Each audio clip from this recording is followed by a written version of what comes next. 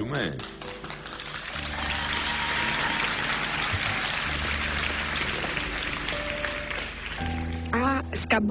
Σκαμπό δεν έχετε φέρει σκαμπό.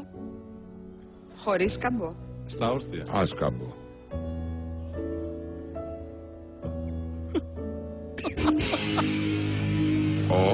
Τι κάνατε?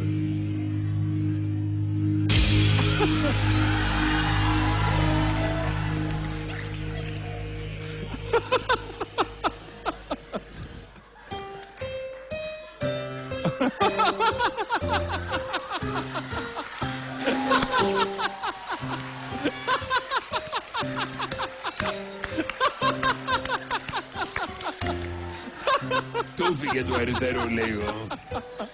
Το χτύπησα.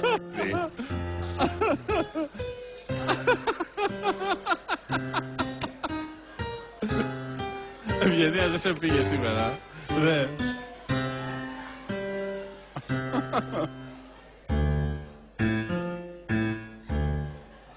Γερακίνα.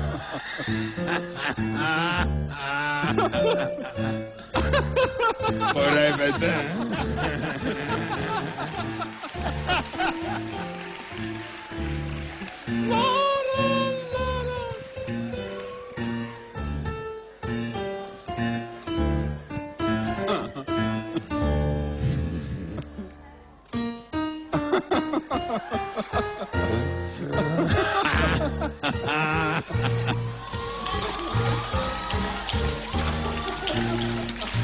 Και το έχω ξαναδεί έτσι στο YouTube για να μην κοροϊδευόμαστε. Πολύ καλό και εδώ.